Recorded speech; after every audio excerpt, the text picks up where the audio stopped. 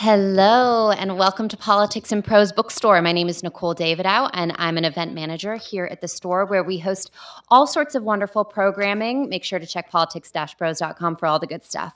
Before we get started today, if y'all wouldn't mind checking your phones and making sure they're on silent, it would be much appreciated. So we will start with a conversation, and then we will open things up to a Q&A. We ask that you try to get to the microphone right here because we are live streaming, so we want to make sure we capture your brilliance for everyone watching to hear. Without further ado, today I'm very excited to introduce Brittany Friedman in celebration of her book, Carceral Apartheid: How Lies and White Supremacists Run Our Prisons. Carceral Apartheid delves into how the California Department of Corrections deployed various official, clandestine, and at times extralegal control techniques, including officer alliances with imprisoned white supremacists to suppress Black political movements, revealing the broader themes of deception, empire, corruption, and white supremacy in American mass incarceration. Brittany Friedman is an assistant professor of sociology at the University of Southern California. She'll be in conversation with DeRay Mckesson, the executive director of Campaign Zero, a social justice organization leading nationwide structural change to create equity and justice in our criminal legal system. That's enough of my voice. Please join me in welcoming Friedman and Mckesson to the store.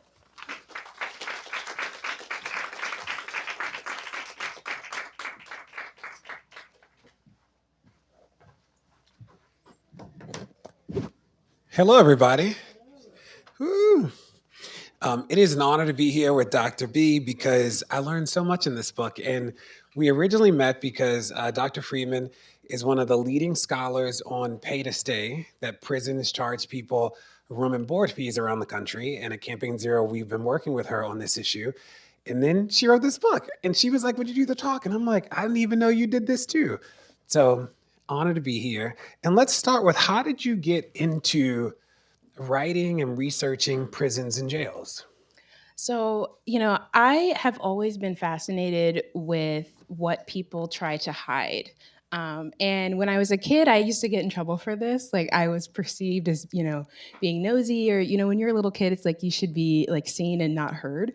But I would always point out things like, what is so and so doing? Or like, they said that, but like they did something else. And so when I first started reading and learning more and more, in grad school about prisons, it really just countered a lot of what I knew in my own community. Growing up, being someone that has relatives that have been or are currently incarcerated, I felt a lot of discontent with what I was reading, and it didn't include proper narratives and consideration of people's lived experience, especially when it comes to what the state calls prison gangs and security threat groups. So I was like, I need to investigate this, and it doesn't smell right, if you will. I need to figure out what's going on. So that kind of led me to this journey of California. And, I know so much about some structural issues, but I didn't realize how little I knew about prison gangs until this book, Mhm. and specifically the Black Guerilla Family, which is the through line in the text. Did you know you were always going to write about the BGF? Did you stumble on something? And then I want to talk about the archives that you got, which Yeah. is sort of at the beginning of the book. So it was really, for me, it was that I read this piece that was like this law enforcement bulletin, and it was on the BGF, and it was all about that they were claiming that the BGF was this like very violent Black prison gang. And so I was like, you know. I need to actually get in there and do research and see what I can find in the words of the state, in particular, to see like how are they fabricating this narrative. And so it led me to connect with senior writers and historians who had worked on the prison movement, who had worked on the Black Power movement. And I'm like, where do I start? And as a student, when I first started doing this work, I was lucky. I had people who were like, you know what? I was in the archives, the state archive, or I was at the Freedom Archives in the Bay, and I saw there's stuff there for you.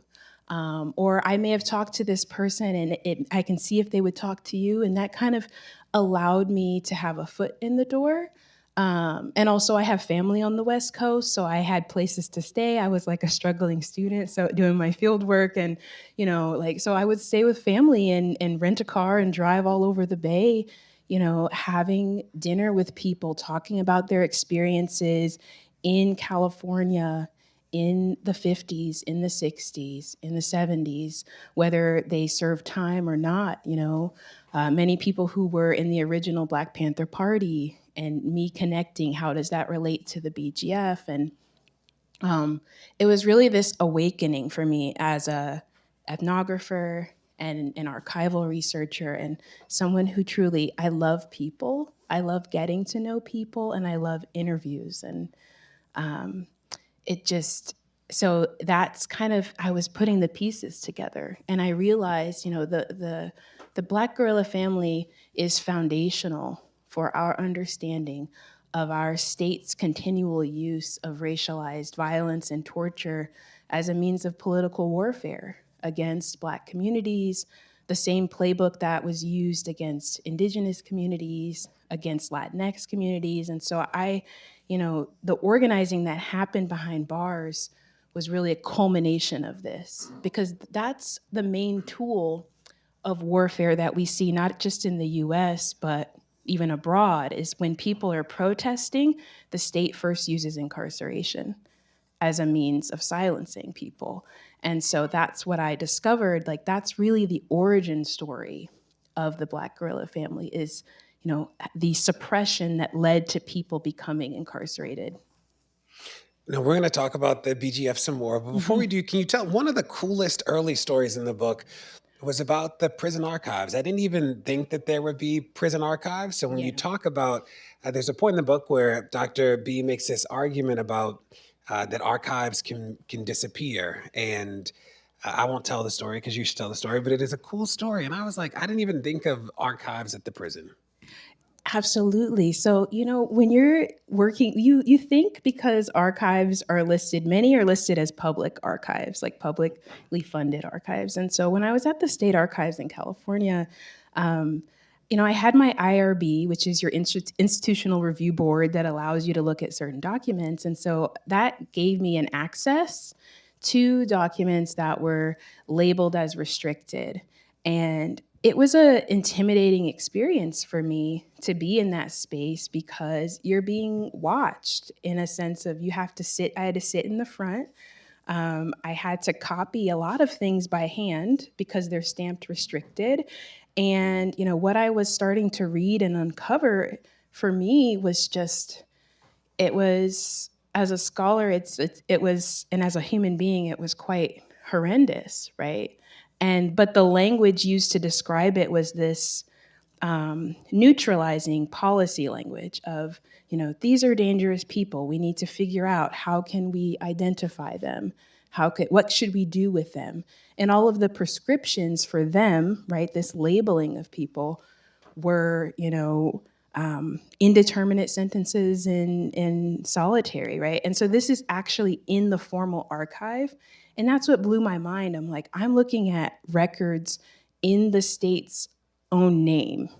So it's like, you can't say that you did not do this, because I'm looking at records going back all the way to 1953, right? Showing this beginning of seeing the civil rights movement in society and being very worried about how that's going to impact California prisons.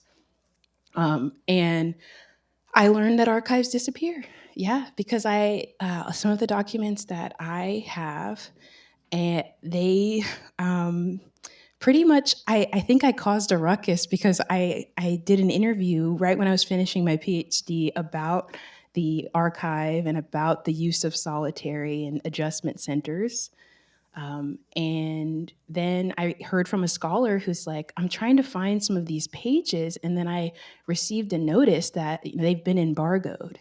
And I was like, did I do that? Or like, is it me talking about it? Like, why are they embargoed? And so it's things like that, you it's not a conspiracy. It's like, I'm a researcher, and there's valuable documents that the public has a right to see, and now that's another scholar can't have access to them.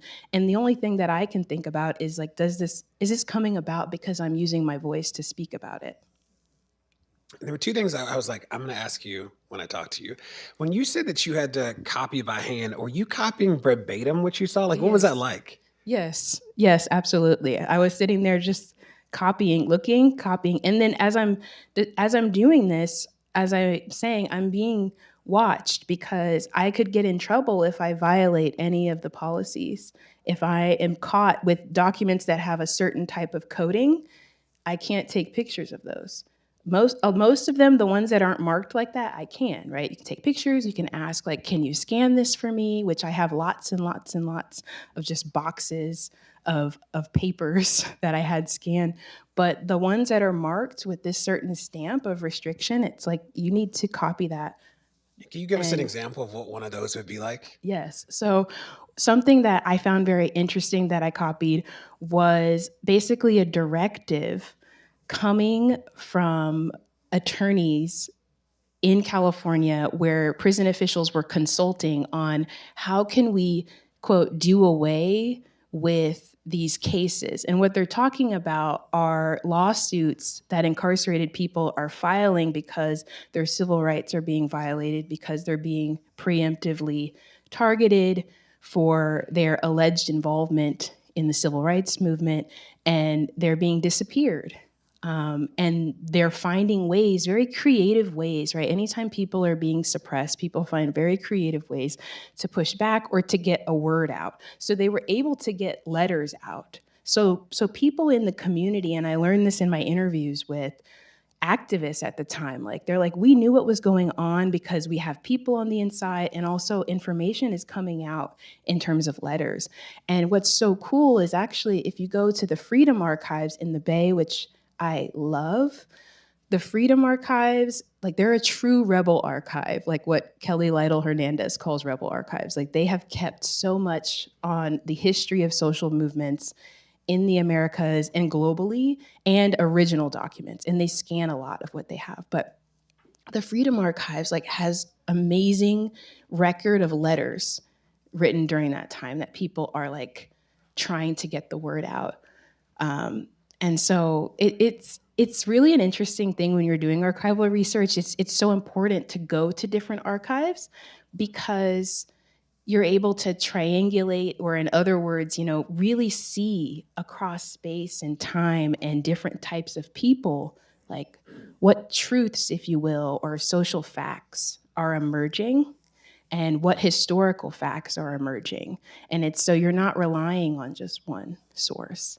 And that was very important to me. Like I couldn't just be in the state archive, right? Actually kind of feeling like I'm under the like assault as I'm trying to do this work. Like I also, one of my best archival experiences was this, archive in Sacramento that is owned and run by a former Panther who his entire attic is just a trove of just all of these documents that he kept.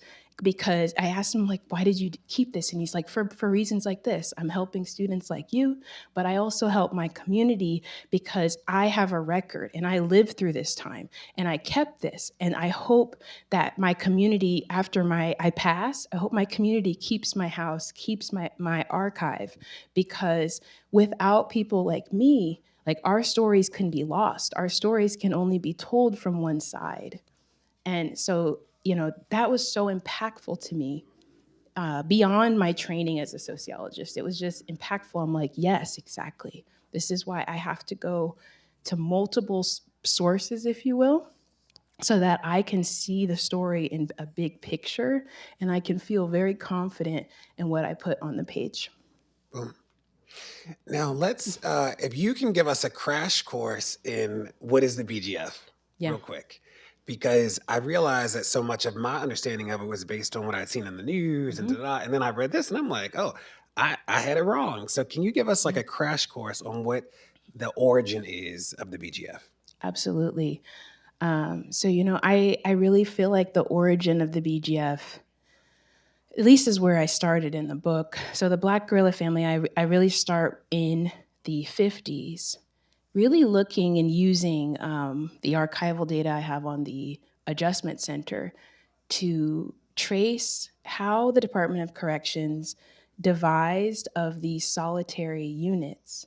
And they're quite Orwellian. So think of like the nature of adjustment in the history of the Enlightenment in American society, right? Think of this scientific thought of how can we fix problematic people, or people who we don't agree with their political beliefs, or they can be problematic in the state's eyes because of their sexual orientation, because of their race, right? That has been the logic of our government for many decades, that many oppressed populations can say.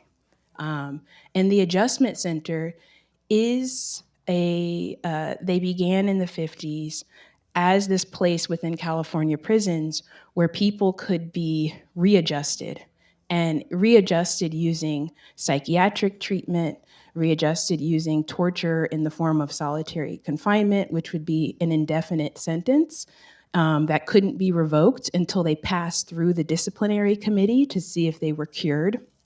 And so this type of heinous torture was inflicted upon a number of now protected status groups, right, in our country.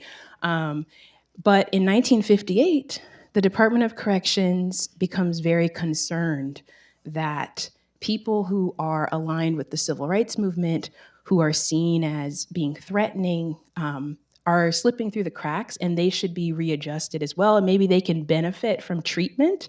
And so they start to categorize self-described Black militants as behavioral problems. Because as I know as a social scientist and science in general, right, the use of categories is very powerful. Because if you can categorize populations in a certain way, you can then inflict a whole host of policies upon them.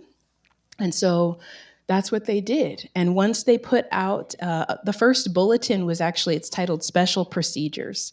And it lists, how to identify them. So it would say things like, if you see any writings about, segregation, it had keywords that if someone was found to have that in their cell, they could be labeled and listed and then disappeared within these adjustment centers. And so the origin of the Black Guerilla Family as the prison arm of the Black Power movement and the consolidation of incarcerated Black people's movement organizing is birthed out of trying to survive these conditions and this real system of discrimination and torture that they were subjected to as official policy.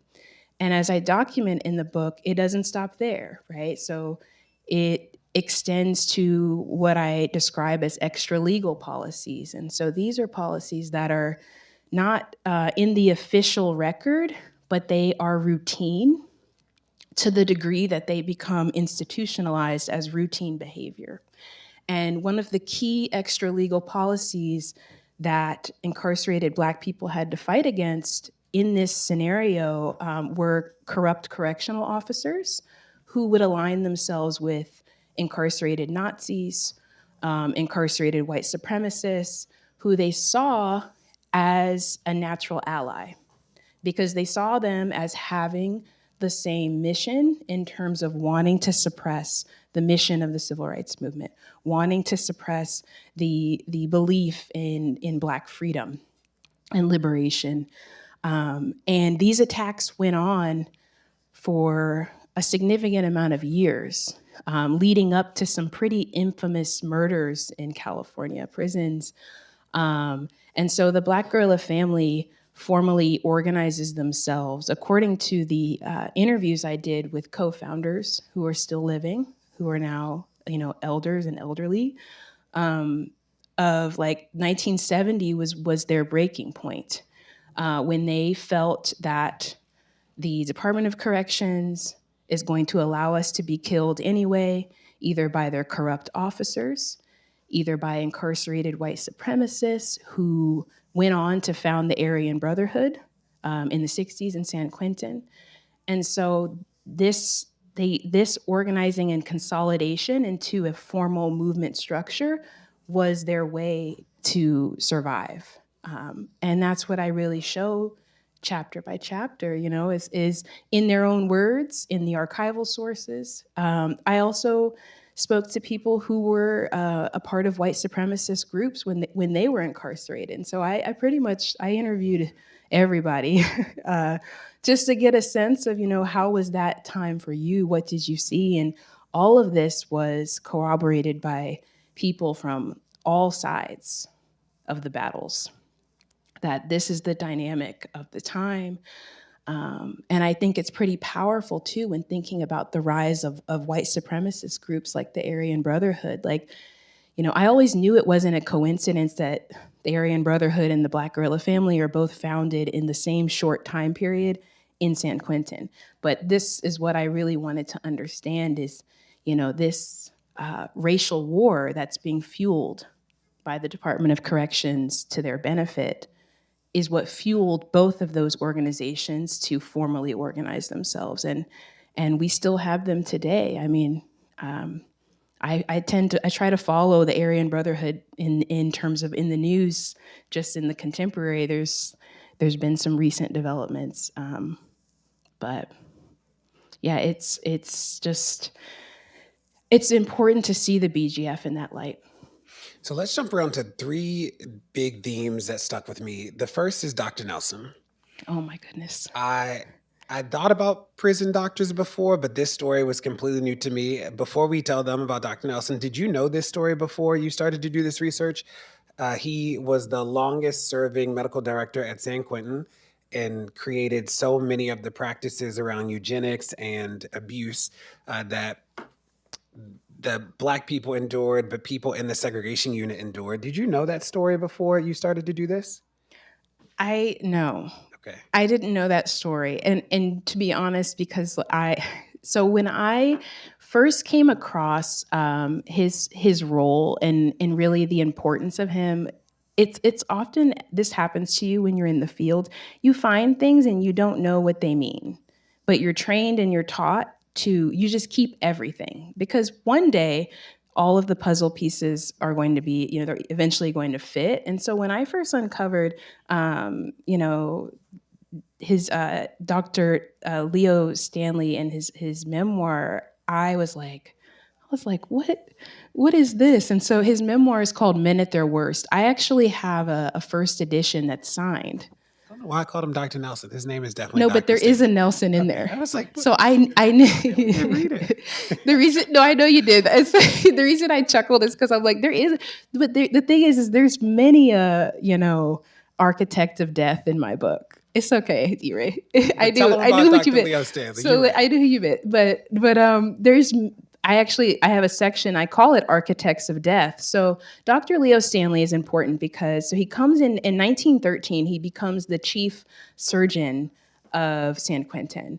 And he's still kind of unknown in the public history, but I hope not anymore. So he is a medical doctor.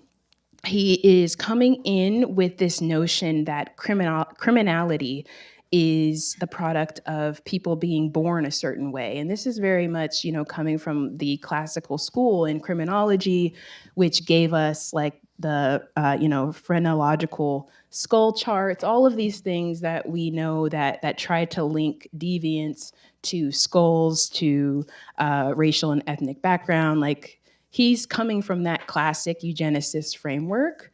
But he becomes very interested in the rehabilitative ideal, right? Like, he's like, which is this idea that no, crime and criminality and is actually the product of society, right? It's not just nature. And so he feels that because of his training as a medical doctor, he can blend the two.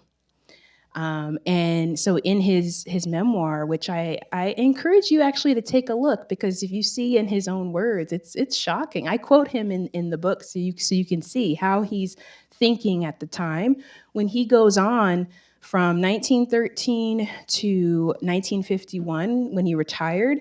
He conducted over 10,000 experiments on incarcerated men. in California prisons under this guise of treating them, under this guise of readjusting them and fixing them. And some of these experiments, included in injecting human parts in people's reproductive organs. Like he was essentially doing the types of treatments on people and torture that you would have seen in Nazi Germany or in other places that we know in history, right, where people are being tortured within detention and concentration or imprisonment camps. So he's doing this, and he's actually getting praised. There's you can look up some articles in different California newspapers where it's like they're celebrating him for his genius of the time of like being on the cutting edge of curing the criminals of our society. And, when he eventually retires, it's only 2 years later in 1953 when California prison officials are like, okay, our beloved doctor is gone. We need to, consolidate and really institutionalize a committee, which becomes the Committee on the Treatment of Intensive Problem Cases. And that's what leads to the adjustment centers and their creation, is that we need to have a regular treatment protocol and not rely on one person's vision. And so I lead with Dr. Leo Stanley when I write that chapter 2 on the adjustment centers, because we wouldn't have the adjustment centers in the way that they become this site of torture for self-described Black militants to be disappeared into as official policy without Leo Stanley's legacy. And even if you look today, the California Department of Corrections has him on their website, and they're like, it's very much like gaslighting, like institutional gaslighting, because they describe him as, a celebrated doctor with a tainted past. And it's like, but if you don't know what he did, you're like, a tainted past? Like, okay, that could be anything, right? But it's like, no, it's proven at least 10,000 people were experimented on in the name of treating them and readjusting them back to society because they were seen as problematic populations. And we don't really know how many people, like, for sure. That's just proven. And also, where are the bodies? Like, what happened to the people who don't survive the treatments? So there's even that part, there's a lot of questions that I hope people take up, that I think families deserve answers. Now let's talk about Andrew. I think I got it right. Okay, yeah. Andrew. Andrew's a white supremacist who you do a long interview. I don't know if it was a series of interviews or one long one. Yeah, but that 3 days. Okay. I spent 3 days with Andrew. And I was really struck by the way you talk about him being forced into it, and then sort of coming to believe the tenets of white supremacy in the end, and being able to reflect on that at the end of, or by the time you meet him. Why was that important to include in the book? And what did you take from the interviews with Andrew?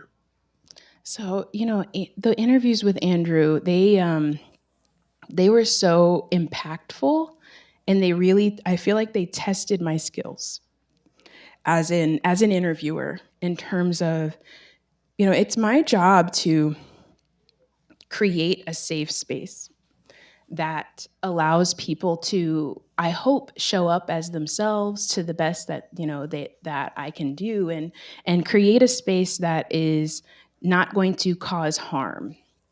It doesn't, for me, it didn't matter. It doesn't matter to me that Andrew, I knew this is a pseudonym, by the way, but it doesn't matter to me that Andrew, he had swastikas on his hands, like all of his tattoos that he had gotten when he was incarcerated. And for me, it's more of, well, if I go in here and I don't create the space where he can talk to me, he's not going to tell me pretty much anything. He's going to be very defensive, or he could shut down. Or, ethically, like I was saying, I don't want to cause harm to anyone. So I don't want to re-trigger anyone who's had lived experience that has been incarcerated. So I open the space with, with the way that I open the space with everyone I interviewed. And I always start with, could you tell me about your earliest memory? What was childhood like for you? And that's where we always start. And that's why I feel like I truly did life history interviews where I got to understand people's experiences before they ever got to California, or if, because some people moved, like Andrew, right? So Andrew grows up in, I'll get to his story. So he grows up in Chicago, actually, as a little kid, and his family migrates to California trying to start over. And he told me, he's like, I was very proud, I saw myself as a poor white. That's what he said. He's like, I was a poor white. I was in Chicago. My family worked hard. I had friends of all racial groups. Like I didn't see myself as racist. Like I was in the city. I was in Chicago. So they move out to California, and there's a series of events, that happen in his life, and he ends up getting incarcerated. And Andrew's story really shows how the way that prisons function and operate, there's an incentive. The prison has an incentive for people to join white supremacist groups. And so what do I mean by that? Andrew, on the one hand, he told me, he's like, I didn't want to become like a Nazi. I didn't want to, but I realized like that was my side. I realized that was my side very early on. And I'm like, well, what taught you that was your side? He's like, well, not too soon, after being in a particular prison, he witnessed a very vicious attack. And this wasn't just any attack. It was an attack that was orchestrated by correctional officers against an incarcerated white man who had violated, the rules of the racial order that I ended up writing about. And the way he violated it in their eyes is he was hanging out and spending time with Black incarcerated people. And they had worked so hard to keep the division, right? To keep the tension by spreading rumors, by setting up gladiator fights, which I talk about in the book. And he's going on to the other side. And so what do the officers do? They set him up to be viciously assaulted in front of everyone as an example. And so they make an example of him. And I'll never forget this part in the interview because he stood up. I asked him if we needed to stop because he was shaking, he was pacing, he started crying, and I was like, do we need to stop? As a person, like we can stop. And he's like, no, I want to tell you. And so then he keeps going, and he's like, I have never forgotten that man's cries. He's like, I could hear him. Everyone could hear him screaming. Even talking, and when I talk about all of my interviews, I remember every single one very well. And so it's like, he's like, I could hear him screaming, and everyone could hear him screaming. And I thought to myself, I never want that to happen to me. Like I will be whatever I have to be to survive this place. And I won't forget like that interview because it was so clear to me. Everything I had already learned up until that point, I'm like, yes, there is a particular system within our prisons that is very formalized, that transforms people into white supremacists, and that banks on them becoming that because it allows the correctional system to maintain dominance because people can't unite. And that's why, arguably, right, the Black Guerilla Family, as the story goes on in the book, becomes public enemy number one, because their goal is not just to protect incarcerated Black people who were surviving the adjustment center and were on the other end of these attacks by white supremacists coordinating. They were trying to liberate the whole prisoner population as they saw it. They would say explicitly, we're a prisoner class. And they would organize along those lines across racial boundaries.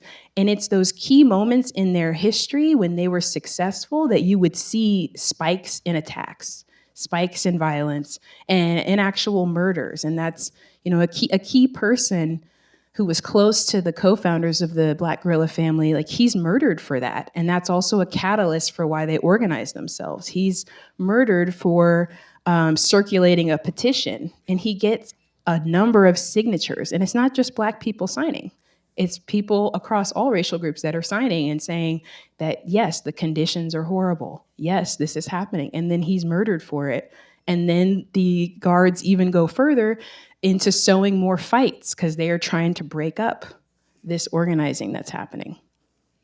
One of the really beautiful things, and this will be my last comment and we'll take questions, or my last question for you, but one of the beautiful things that I think you do is you show that the BGF was structured. It was an organization. It wasn't like just a couple people hanging out in prison being like, we're pissed. It wasn't a couple people saying, hey, I think we need to fight back. It was like an organized struggle with rules and processes and expectations. And I really appreciate the way you just document that. I was like, you know, we need more of this. I think so much about 10 years ago, the protests in Ferguson started, and I see people write about that time that some of us lived, and I'm like, there was structure. You know, people write about it like we were like kids outside, and it was like we were in the street for 400 days. And you don't do that just by like hanging out. You know, there was structure. But I'm interested in one of the other problems that I really appreciated you highlighting was the problem of scale. That there are a couple reasons why the BGF sort of unravels from the origin. Some is the attack by the prison, which is probably the major factor. But the other is just the problem of scale, that all of a sudden, all these people become interested in it and they aren't prepared to absorb 1,000 new people in a prison. And like, what does that look like? So I want you to talk us through that, especially because one of the final interviews that we experience as the reader is with an older co-founder who sort of talks about that moment. And then we get the introduction of the Crips and Bloods and what that means to the presence of the original Black Guerilla Family. So, you know, once George Jackson is murdered by correctional officers in 1971, you know, the Department of Corrections really goes on a even larger scale campaign to decimate the Black Guerilla Family. And so, you know, people that I interviewed, they survived various types of torture, different types of sexual assault at the hands of officers, different types of disappearances. There's a huge spike in the violence against them, and it also there's a spike in people who want to join the movement, right? There's a spike in people that are, you know, saying like, you know, I'm going to join, like I feel inspired.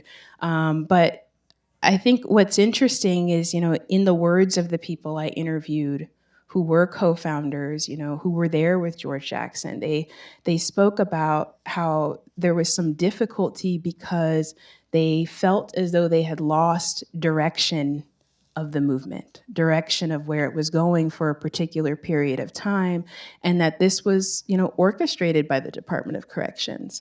One of the main tools, if you will, of, you know, people learning and really becoming inspired was through reading groups.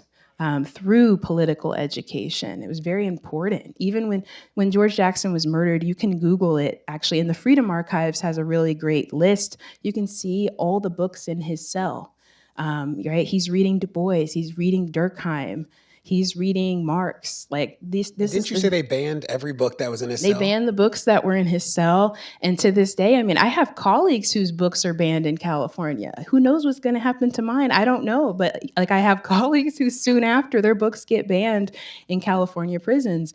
And you know, so these are all tools of silence that the state used, and it really did decimate, you know, that original founding group.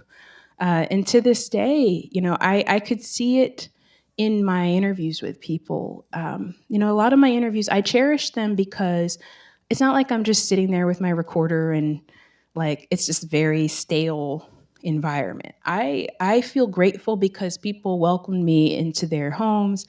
I often did interviews over dinner because people wanted me to just have dinner and have a conversation. So then sometimes their, you know, children might be there, their grandchildren, which I talk about in the book, right? And they're overhearing and they're like, "Oh, I didn't know that, Grandpa." Or they're like listening. So and they're recounting, and it changes the whole relationship that you have with the work, just like my interview with Andrew, right? Over 3 days in that space, I got to know him very well. So I feel like I understand, and it made doing this type of work allowed me to make the archives come alive, because they're no longer just archives, right? It's like things that people tell me in interviews. Sometimes it's almost verbatim, like a letter I read that someone wrote, like in 1965, to their attorney, reporting on what they were surviving. And it's just those moments I cherish, and I feel it's a privilege as a researcher. But there's still to this day attacks on the Black Guerilla Family in California. There's whole campaigns. One of the ways I end in the book, right, is how most recently in 2012 the current leadership and leaders of other prisoner organizations like the Aryan Brotherhood, Mexican Mafia, Nuestra Familia, right? They find common ground in this like historic moment that is amazing in 2012, and it's called the Agreement to End Hostilities. And I encourage you to look it up, and I encourage you to really engage with it. But in that agreement, basically after years of being in solitary together eventually, because when California builds Pelican Bay in 1989, they don't just ship BGF, folks there.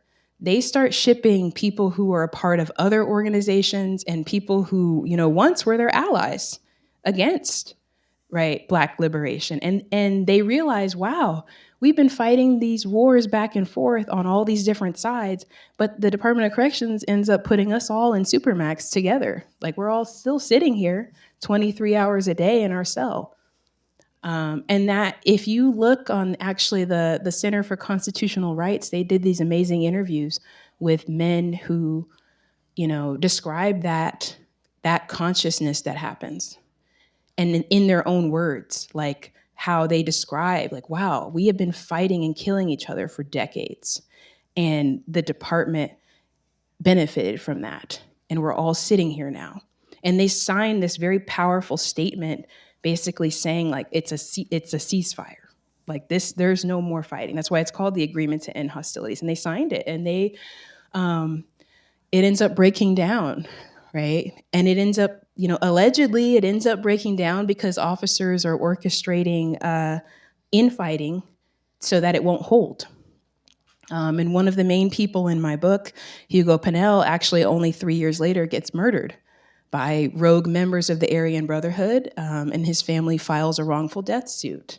So it's like, right when there's peace, then there's a breakout of the same pattern that I'm documenting over decades. Boom. Well, if you have a question, there's a mic here, and Dr. B would love to hear some questions, but there is a mic here. If we'll wait for people, but I have another question while we wait to see if other people have questions. I'm interested. I think about like the work we do on Rikers and other places. At Rikers, there was a machete found, and we're like, well, how did machete get in there? The people that bring the machete in. So one of the things you do really well is talk about how the attack on the BGF, it would be impossible without the guards. Mm-hmm. That even the killing of George Jackson is infiltrated because of the guards. There's snitches that the prison puts in place. Do you feel like the way that the corrections officers have participated in this has been documented well before? Did you find any cool things in the archive about that? Yes. So that's the thing, is that I do think that when people are organizing to, rebel and to liberate themselves from these systems of oppression, like, people are documenting their own oppression. And that's like, they're documenting it. And that's why I was saying earlier, like, that archive, in Sacramento, in the attic of, the person who was a former Panther, right? He's documenting all of these things in real time, across his life.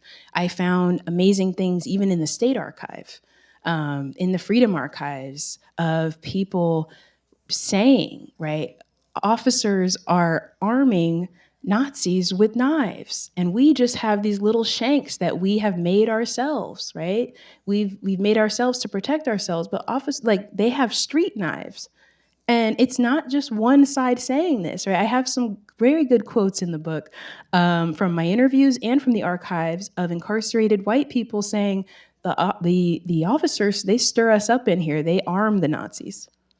And it's a known fact. And so I think like this coordination between law enforcement and white supremacist groups has been documented for over a century, right? I give credit to Ida B. Wells in my book because she inspired me because of her brave documenting of the Klan and the Klan's connections to law enforcement and the relationship to lynching in this country, right? During a time when I think it's the Zen Education Project has a really great teaching on how I think it's her brother-in-law or it's a family member that's close to her, is lynched in Memphis, right? And this has a huge impact on Ida B. Wells.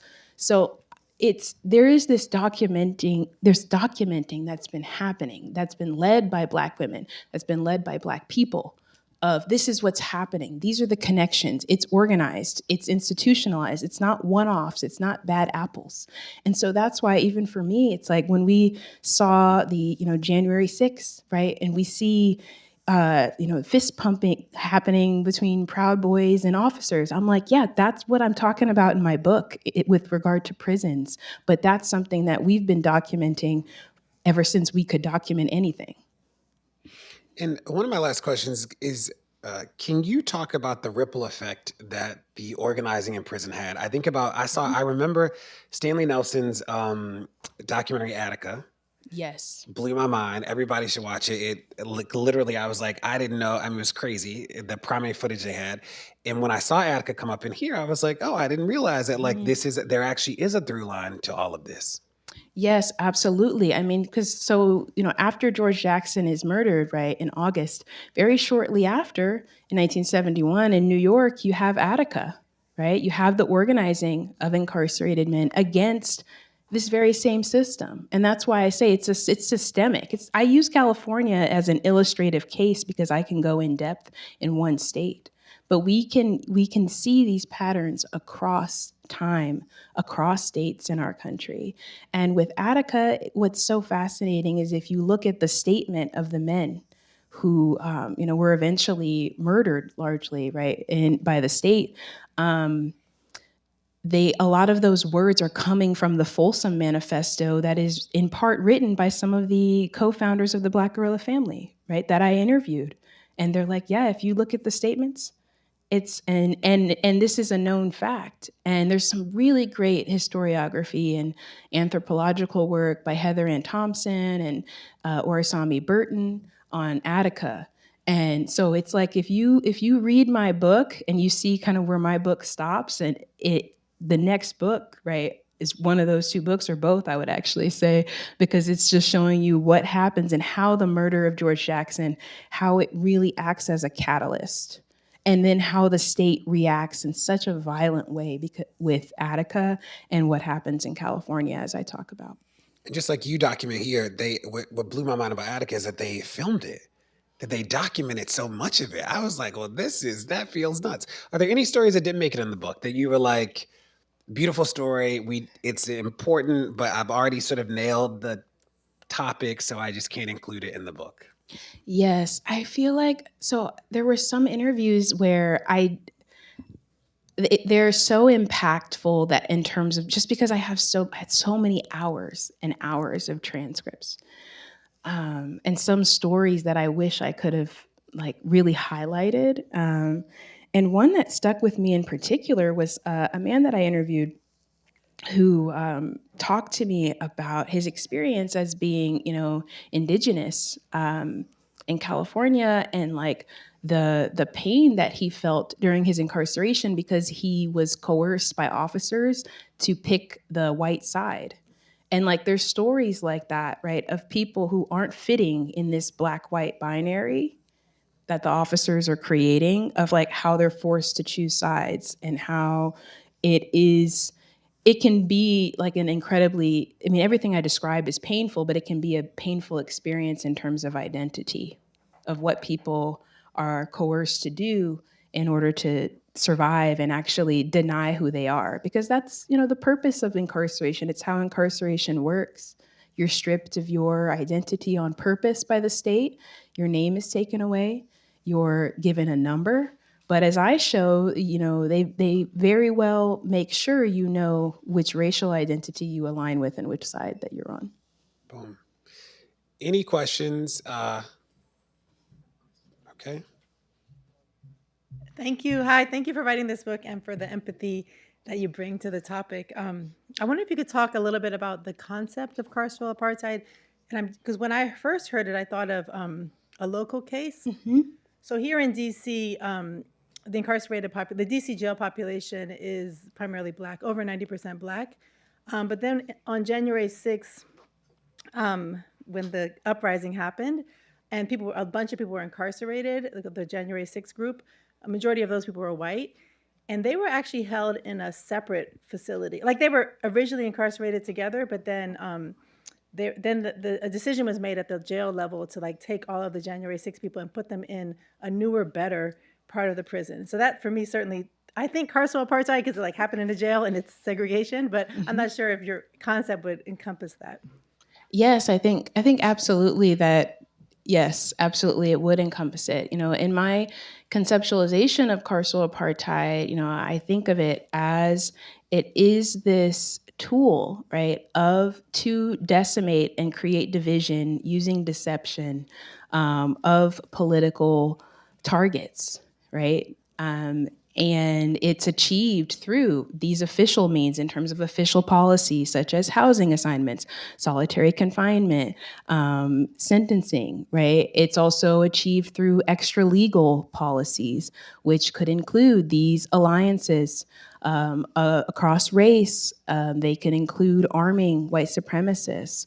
And also a key part, right, is the clandestine nature. It can be sometimes difficult to prove. It took me over a decade to write this book. So it's that tells you something, right, to gather enough information and enough data. But I see it as an ethos and an organizing principle and a governing strategy, if you will. And that allows you to see it across time and space in examples. And I hope that people would take it up. And, I'd love to be in conversation in that way. Thank you so much for sharing.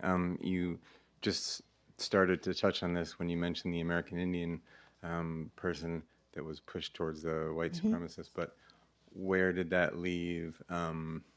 Did you research any folks who identified as LGBTQ or Jews? Were they pushed towards knowing that white supremacists don't like either of them? Where did they fit? I think that's a fantastic question. Thank you so much. So in my, the groups of people that I interviewed, I didn't ask about sexual orientation. So people it didn't also volunteer. And, it doesn't come up as much in my book for that reason. But in terms of people with different religious identities, definitely. So what I would say in California prisons, if someone identifies as Jewish, but if they also identify as white, then they are going to be seen as belonging to the white group, even if the white group, right, they're Nazis and in white supremacists. And so there's this broadening of categories that happens that's strategic.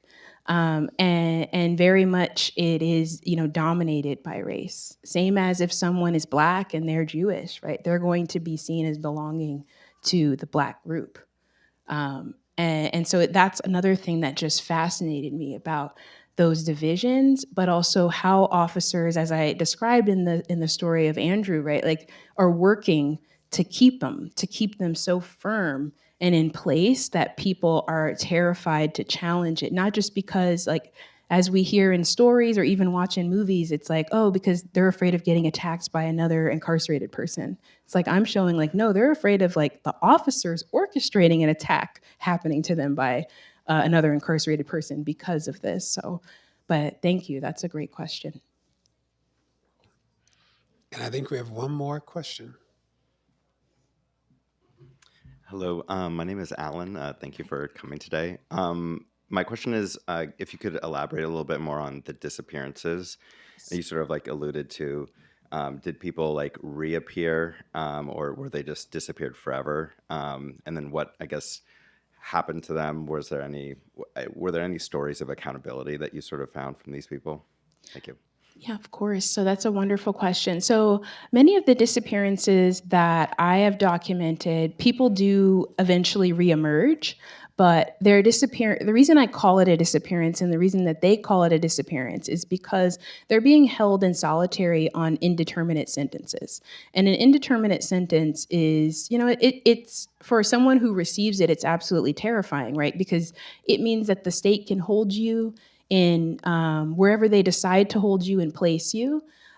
Sometimes your whereabouts can be difficult to find unless you can find a way to get word out to your attorney as to where you've been moved or to family members as to where you've been moved. And so that's why I would argue it constitutes a disappearance, because the burden of trying to get word out to where you're located is on the person who's been seized.